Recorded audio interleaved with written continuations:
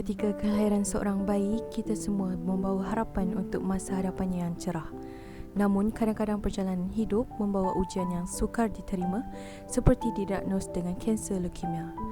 Itulah yang dialami oleh Nur Mariam Aminah yang disahkan menghidapi kanser darah yang jarang berlaku.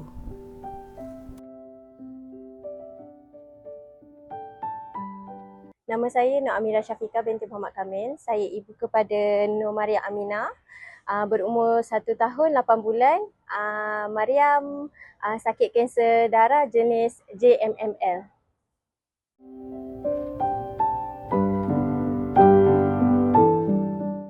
Mariam sakit start umur dia 9 bulan. First detect dia sakit tu tak terfikir pun, sebabnya dia cuma demam, batuk, sesema sahaja. Lepas tu kami pergi ke hospital, cek darah putih dia tinggi. Start daripada situlah macam-macam prosedur yang doktor buat, sampailah keluar result yang dia kanser darah. Selama 9 bulan tu itulah first time dia demam. Saya bawa dia ke klinik sebab demam dia dah 3 hari tak kebah lah.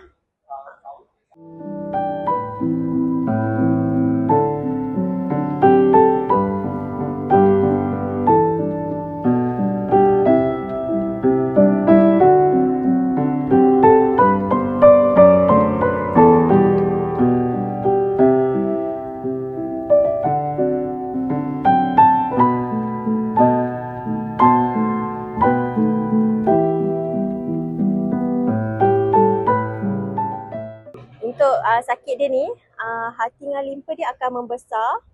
Lepas tu akan efek dia kurang darah. So kerap jugalah tambah darah masa awal-awal dulu. Lepas tu doktor terus nak bagi rawatan dia secepat mungkin lah. Kita buat kemoterapi 4 cycle. Punca sakit Mariam ni, apa yang saya tahu doktor cakap dengan saya, tak ada punca lah. Tak ada punca. Mungkin apa yang jadi ni semua Allah yang dah tentukan lah. Untuk kanser kanak-kanak, lazimnya tidak ada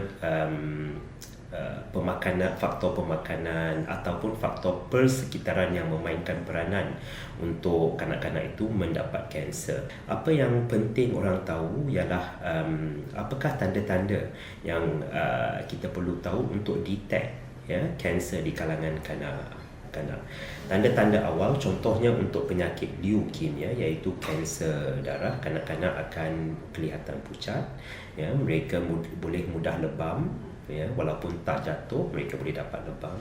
Perut mereka mungkin nampak kembung disebabkan oleh pembengkakan hati dan limpa. Untuk kanser limfoma, tanda-tanda yang perlu diawasi ialah pembengkakan kelenjar limpa di bahagian leher atau bahagian ketiak yang makin membesar walaupun dengan rawatan. Lagi satu tanda ialah perut juga makin membengkak akibat pembengkakan hati dan limpa, demam berpanjangan dan berpeluh dengan kuat pada waktu malam ataupun night sweats. Jadi jika ada tanda-tanda ini, haruslah membawa kanak-kanak tersebut untuk berjumpa dengan doktor dengan keadaan segera.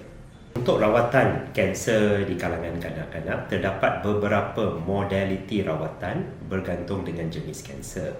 Secara lazim atau secara generalnya, pembedahan iaitu untuk membuang ketumbuhan jika ada ketumbuhan. Rawatan kemoterapi yang melibatkan pemberian ubat untuk membunuh sel-sel kanser. Pemberian radioterapi untuk membunuh saki-baki kanser, dan untuk sebilangan kes pemindahan sumsum tulang. Rawatan ini tidak semestinya setiap pesakit kanser mendapat 4 rawatan ini, tetapi bergantung dengan jenis kanser. Ini adalah modaliti rawatan, mungkin 1, mungkin 2, mungkin 3 yang akan digunakan oleh doktor untuk merawat kanser di kalangan kanak-kanak. So jika untuk kes yang di mana ibu bapa membawa anak mereka berjumpa dengan doktor, dan jika merasakan tanda-tanda yang ada pada anak-anak itu tidak sembuh atau makin melarat, adalah penting untuk ibu bapa membawa anak-anak mereka untuk berjumpa doktor lain untuk second opinion. Ini penting supaya diagnosis itu dapat dikenal pasti dengan cepat dan tepat.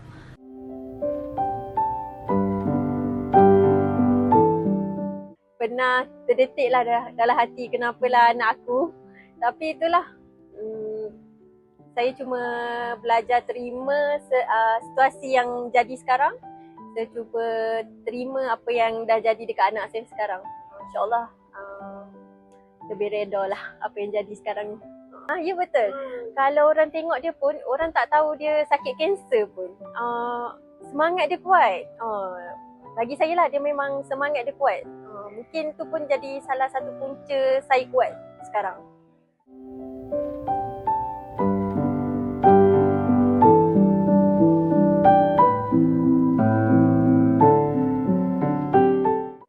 Untuk sakit dia ni, sekarang yang saya tahu tinggal Mariam seorang je lah yang survive. Sebab sebelum ni yang saya tahu Mariam dengan seorang lagi ada 2 orang, tapi yang seorang lagi tu baru lepas meninggal.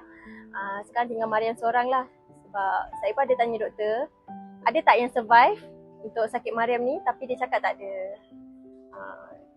So, kebanyakan yang sakit ni memang tak akan survive lah, dia apa yang saya tahu. Sedih lah, sedih sebab saya pun masih mengharapkan dia sihat lagi lah. Saya harap sangat dia akan sihat lah. Walaupun doktor dah bagi tahu dia tak akan sihat, tapi saya tak putus doa lah untuk dia. Sekarang saya fokus untuk bahagiakan dia lah. Untuk luangkan masa dengan dia, habiskan masa dengan dia selagi mana dia ada dengan kita. Saya nak minta semua doakan Mariam akan sembuh, akan sihat macam anak-anak lain juga. Dia boleh pergi sekolah, dia boleh berkawan.